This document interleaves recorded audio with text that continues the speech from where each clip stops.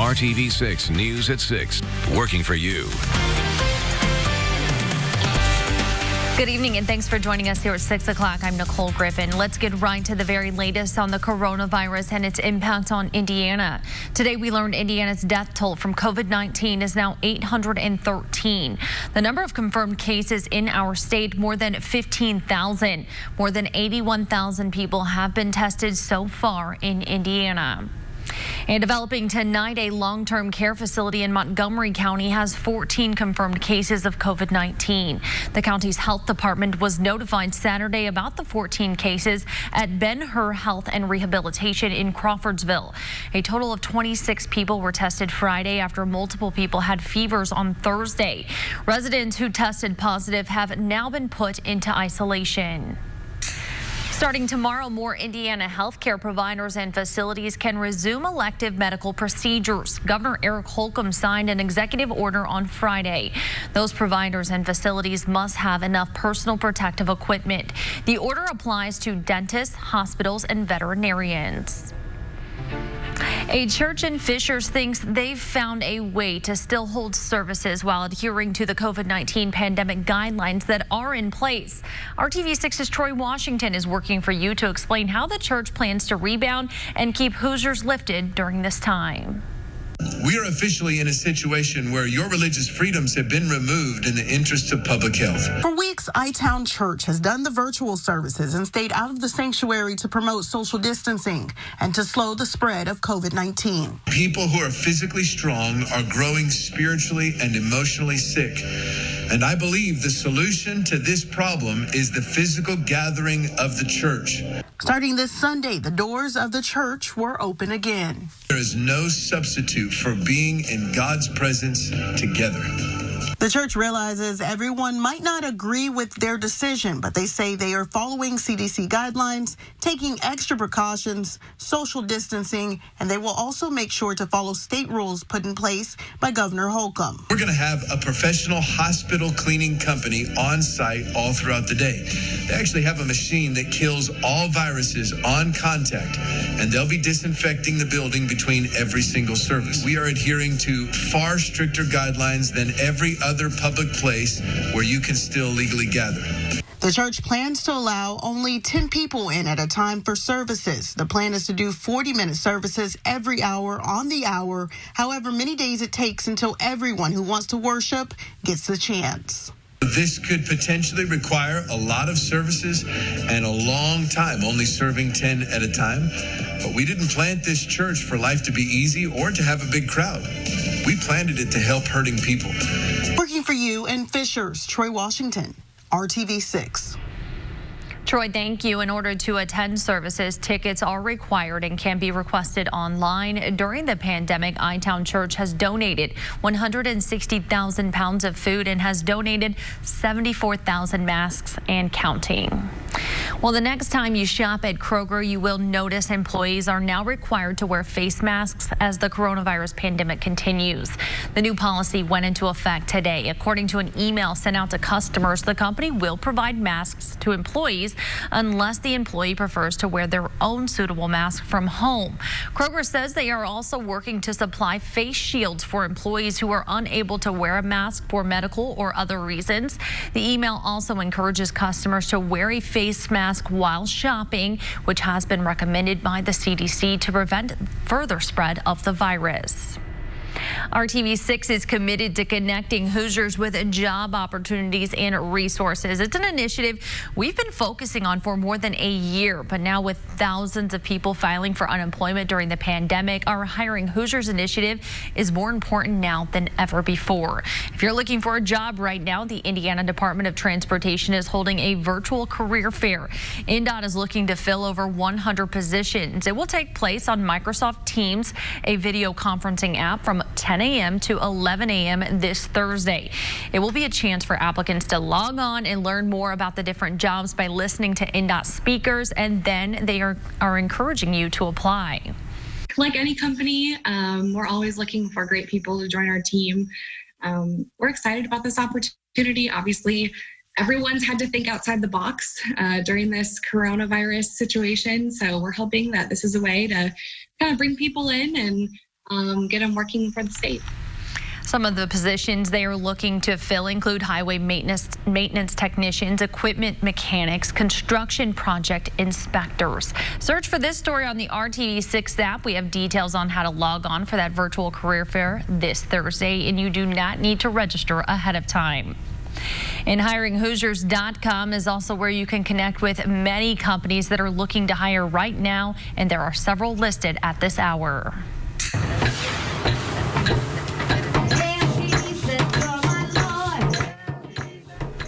Through the pandemic, we are highlighting the positive things happening in our community, stories that show how people are working together. Today, a neighborhood prayer walk was held on the northeast side. It started at the location of the former Starbucks in Castleton on East 82nd Street.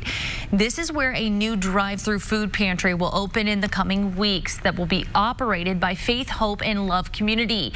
The goal is to deliver as much food as possible in a safe manner during the pandemic. We call this place as a place for receiving and a place for giving. That means that this food pantry is not just Faith, Hope, and Love Food Pantry. This food pantry is a food pantry by the community for the community. The drive-through food pantry will serve hundreds of families healthy food and hygiene products, but they do need support to make this all possible. They're looking for tables, chairs, floor mats, and they also need a large or commercial refrigerator and 10 steel shelving units. To donate, we have all the details right now on the RTV6 app. Now to your Storm Team 6 forecast. Meteorologist Kyle Mounts joins us now. Hi, Kyle. That sunshine was nice today.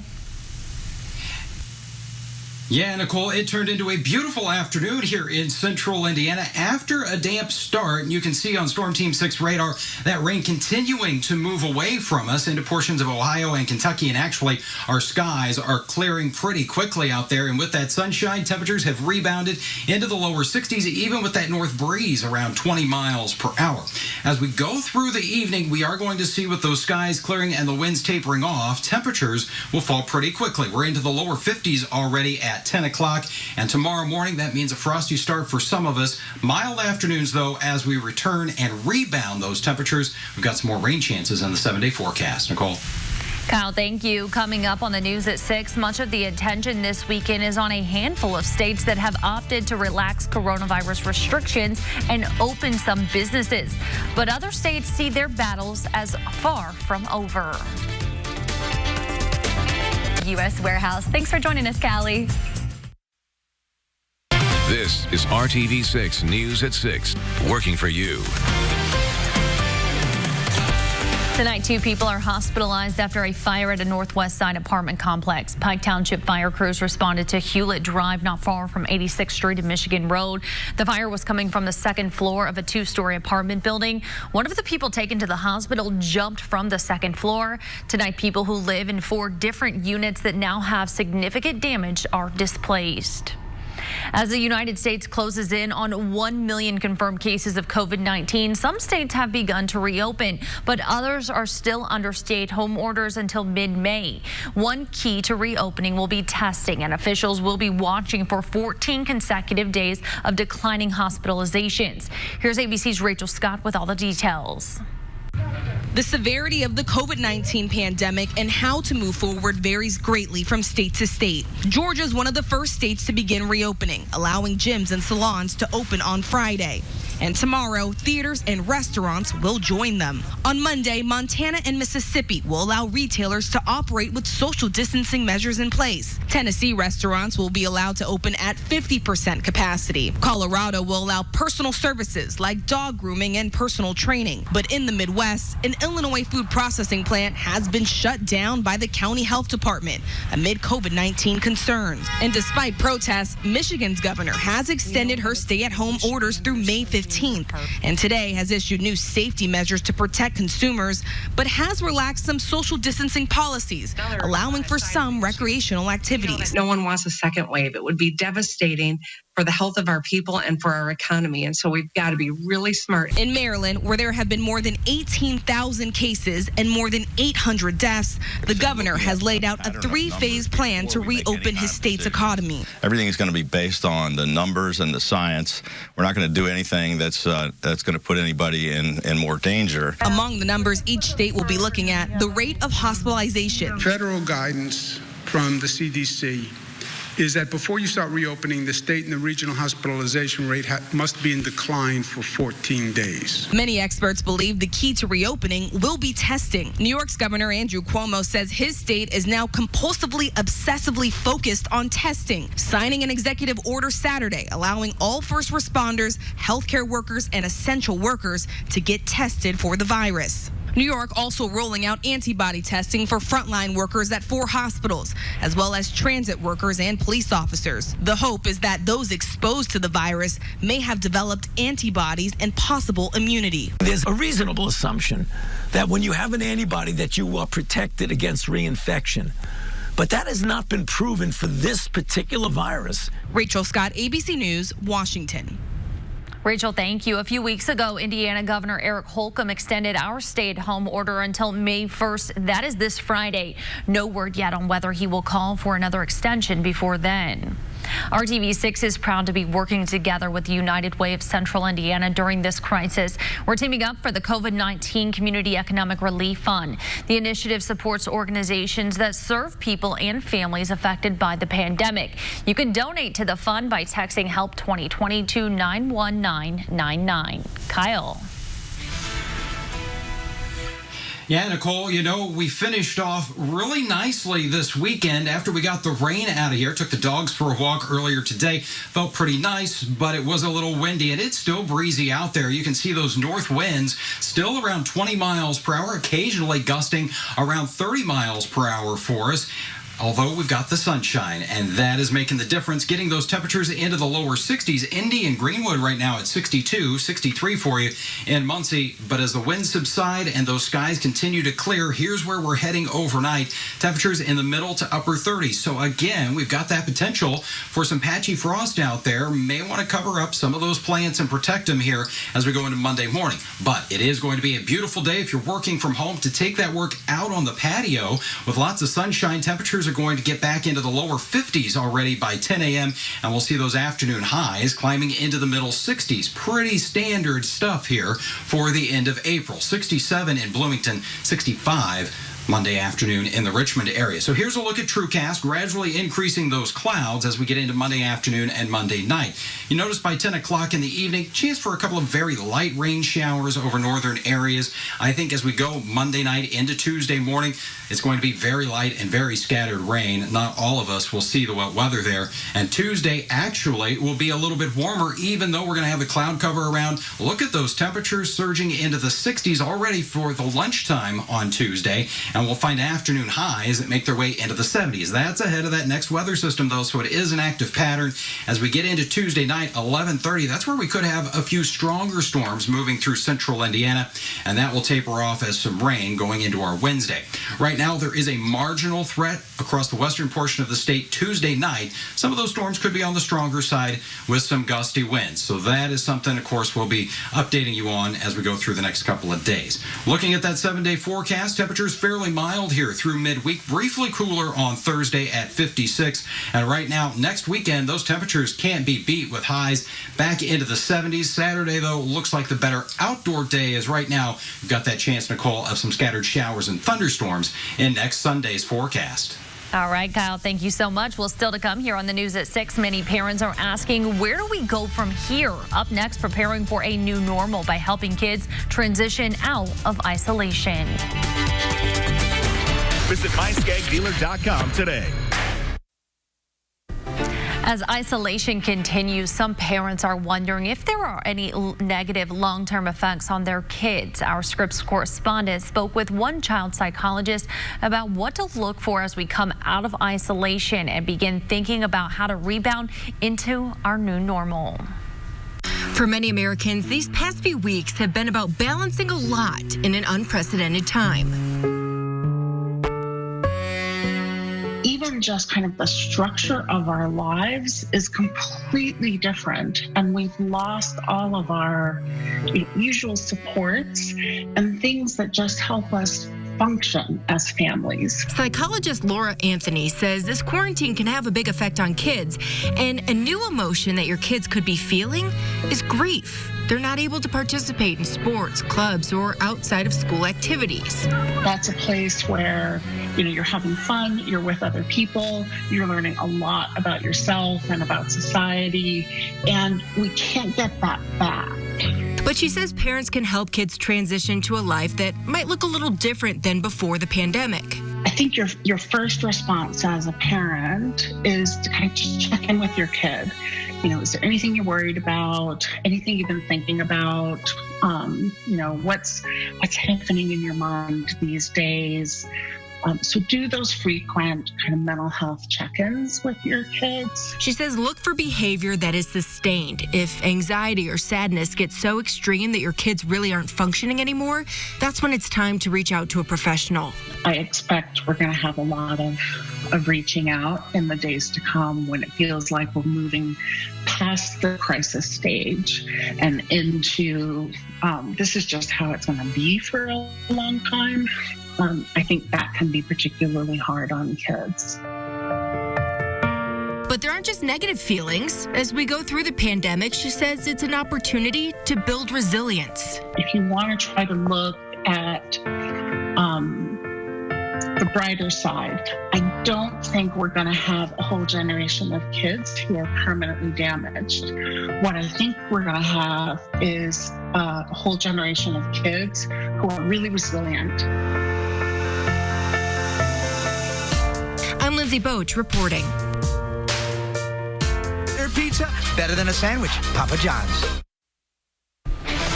There are a handful of restaurants in the area that opened in just before the state stay-at-home orders went into effect. Certainly a difficult situation.